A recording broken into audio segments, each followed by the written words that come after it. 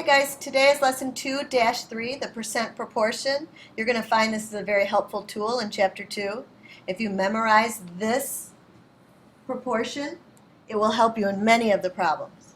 You're going to memorize part over whole equals percent over 100. You're going to also identify that there are some key words that will help you identify the part versus the whole. The key word for part is, and the key word for whole is of. You'll know the percent by the percent sign. So in the first step, you're going to identify the part, the whole, and the percent using those key words or the percent symbol. You're going to underline each value. By underlining the values, you'll be able to separate and know where to put those values. The unknown value is the variable. So in each problem, you're going to be given 2 out of the 3 values, and you'll be able to solve for the third one. As soon as you see a proportion problem, you're going to draw a naked proportion. And we know from memorizing this that 100 goes in the bottom right. Then, read the problem and fill in the proportion with the correct values. You're going to use cross products to find the missing value. So for example, if you had 20 over 50 and you were looking for the percent, you would use the cross product to solve for x. Once you are done, you need to see if it makes sense. Remember, a percent of a number is the part of the whole number. So for most of these examples, you'll find that the part of the number is smaller than the whole, but not always the case. So let's try some examples.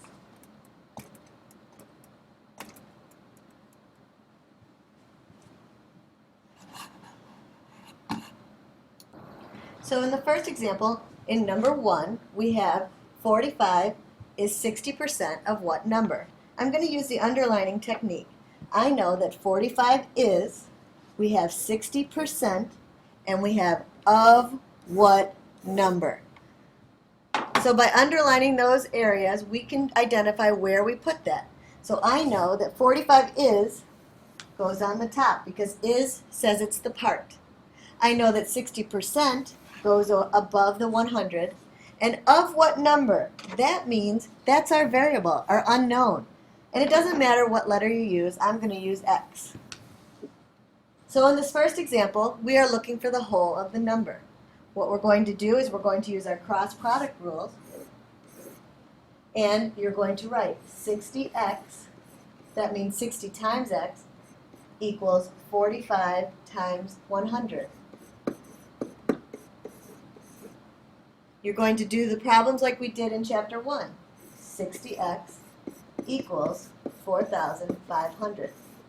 To get x by himself, we need to get rid of this 60 by dividing both sides by 60. 60 is canceled out, leaving x by itself. 4,500 divided by 60 is 75.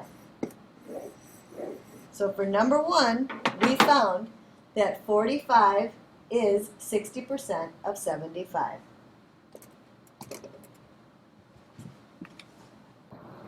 Now let's look at number 2. We're going to use the underline method. Number 2 says what number is 45% of 30. I'm going to underline what number is, and I'm going to double underline the percent, and I'm going to do triple underline of 30. I've looked at the phrase and I've identified what the is or part is. I've underlined the percent symbol, and I've underlined the of, which is the whole. So what I'm going to do now is I'm going to give my variable to the unknown, which is what number is, which is the part. I'm going to then place them in the correct places of the percent proportion. So x is, that means it's the part. 45%, that goes over 100. And of 30 tells me it's the whole. Once I've placed my values in the percent proportion, I use the cross product rule to solve for x, or the variable. So 100 times x equals 30 times 45.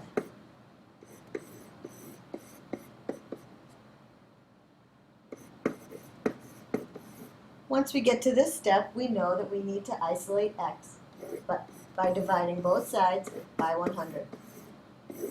X is left alone, and 1,350 divided by 100 is 13.5. We know that 13.5 is part of 30, 45% of 30.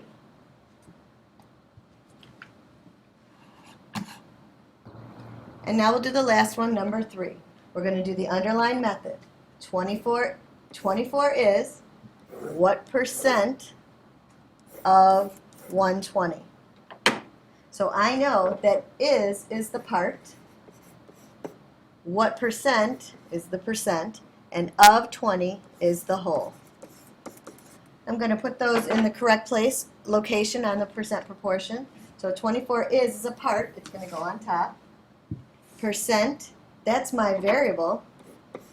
I'm going to put it above the 100. And the whole is 120. Goes on the bottom here. I'm going to use my cross product rule to solve for x. 120x equals 24 times 100.